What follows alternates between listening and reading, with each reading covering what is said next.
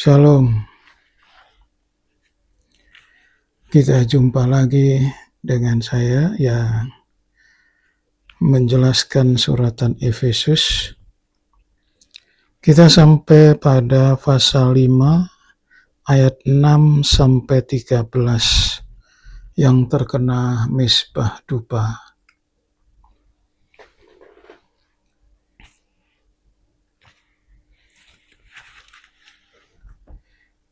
Efesus pasal 5 ayat 6 sampai 13. Janganlah kamu disesatkan orang dengan kata-kata yang hampa, karena hal-hal yang demikian mendatangkan murka Allah atas orang-orang durhaka. Sebab itu janganlah kamu berkawan dengan mereka. Memang dahulu kamu adalah kegelapan, tetapi sekarang kamu adalah terang di dalam Tuhan. Sebab itu hiduplah sebagai anak-anak terang, karena terang hanya berbuahkan kebaikan dan keadilan dan kebenaran. Terujilah apa yang berkenan kepada Tuhan. Janganlah turut mengambil bagian dalam perbuatan-perbuatan kegelapan yang tidak berbuahkan apa-apa, tetapi sebaliknya telanjangilah perbuatan-perbuatan itu. Sebab menyebutkan saja pun apa yang dibuat oleh mereka di tempat-tempat yang tersembunyi telah memalukan.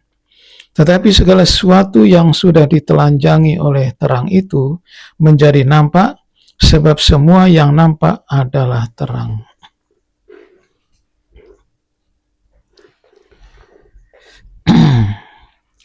Temanya adalah jangan berkawan dengan penghasut. Jangan berkawan dengan penghasut. Penghasut itu menggunakan kata-kata hampa, kata-kata kosong, bahkan congkak. Nah, ini menyesatkan. Itu sebabnya supaya jemaat Efesus itu melepaskan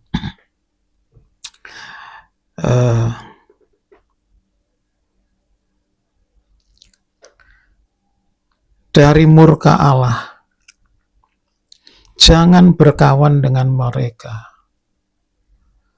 Ini sebuah himbauan atau perintah yang sangat serius.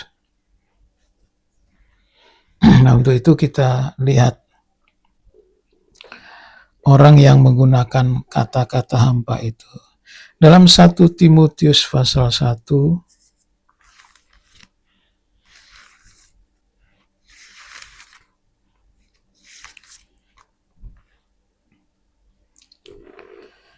ayat 5 sampai 11.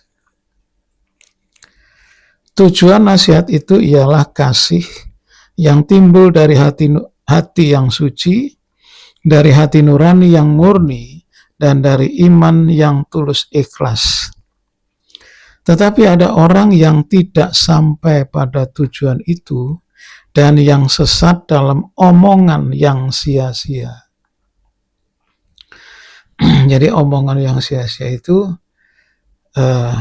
tidak sampai kepada nasihat yang berdasarkan kasih tadi. Nah, dia membual begitu. Mereka itu hendak menjadi pengajar hukum Taurat tanpa mengerti perkataan-perkataan mereka sendiri dan pokok-pokok yang secara mutlak mereka kemukakan. Jadi sepertinya mengajar hukum Taurat.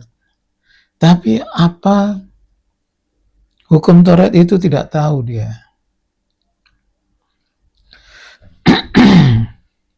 Yang tahunya hanya jangan ini, jangan itu.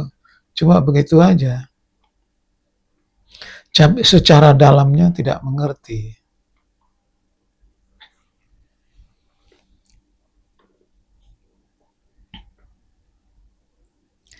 Kita tahu bahwa hukum Taurat itu baik kalau tepat digunakan, yaitu dengan keinsafan bahwa hukum Taurat itu bukanlah bagi orang-orang benar, melainkan bagi orang durhaka dan orang lalim, bagi orang fasik dan lain sebagainya.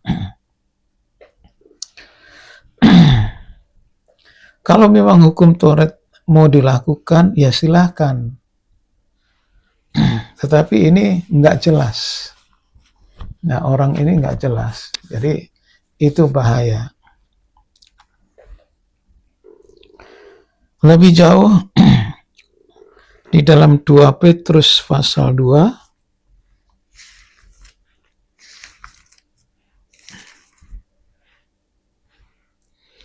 ayat 17-19. Guru-guru palsu itu adalah seperti mata air yang kering, seperti kabut yang dihalaukan tofan. Bagi mereka telah tersedia tempat dalam kegelapan yang paling dahsyat. Sebab mereka mengucapkan kata-kata yang congkak dan hampa dan mempergunakan hawa nafsu cabul untuk memikat orang-orang yang baru saja melepaskan diri dari mereka yang hidup dalam kesesatan.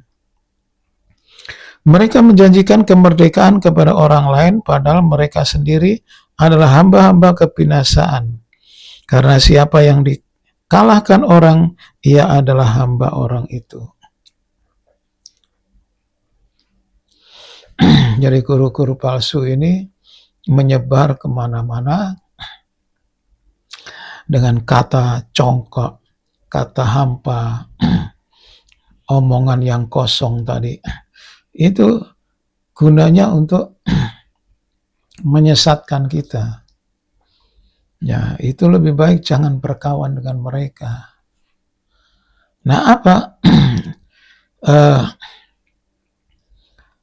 tanda yang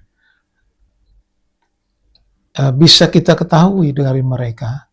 Buahnya. Ya, dalam Efesus tadi, buah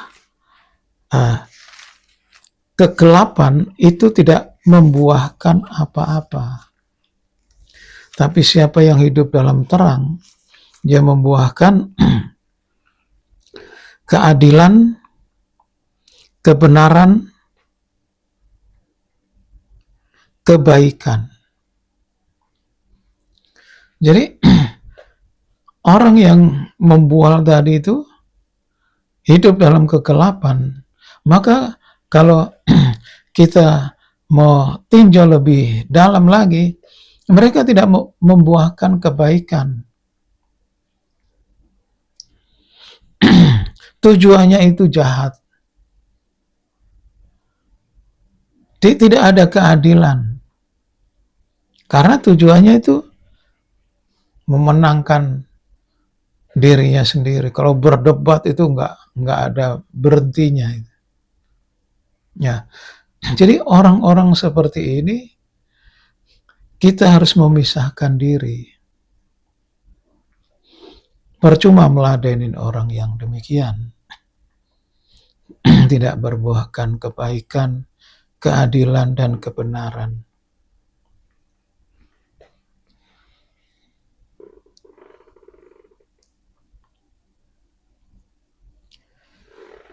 Ayat terakhir 1 Yohanes pasal 1, berbuahkan keadilan tadi, atau orang yang hidup dalam terang, maka satu saja. Tetapi barang siapa membenci saudaranya, ia berada dalam kegelapan dan hidup dalam kegelapan. Ia tidak tahu kemana ia pergi, karena kegelapan itu telah membutakan matanya. Jalan hidupnya itu tidak tahu arah dia tidak tentu. Mau kemana, nggak jelas.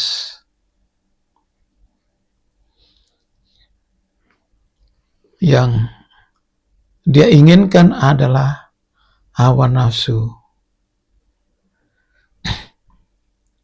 terus keuntungan diri sendiri. Sudah itu aja. Kalau kemana-mana hidupnya ditandai dengan hawa nafsu. Dia membawa Alkitab, tetapi hanya kepentingan sesaat saja. Sehingga banyak orang terjerat oleh omongan kosong itu. Nah, terhadap orang-orang seperti ini,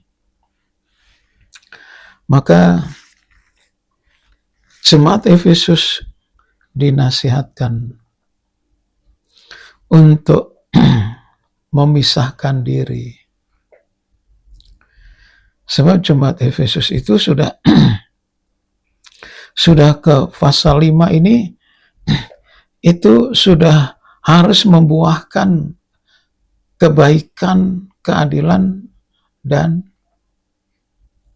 kebenaran, dan mengetahui kehendak Tuhan.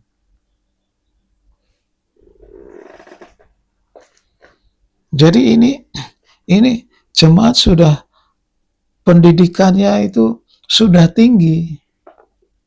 Nah, untuk itu jika nanti berkawan dengan orang yang demikian, wah, bisa hancur lagi. Nah, inilah supaya kita mengetahui jika kita sudah diajar dan dididik sampai sejauh ini, jangan sekali-kali orang yang hidup dalam kegelapan itu kita jadikan kawan. Itu membahayakan kita.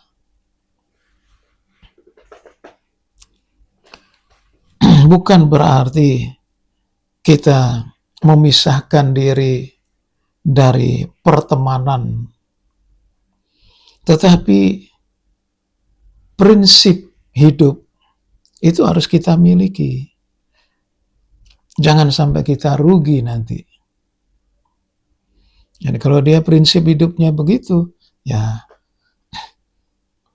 kawan-kawan, tetapi kalau untuk mengikuti, sorry, itu aja. Demikianlah firman Tuhan hari ini. Amin.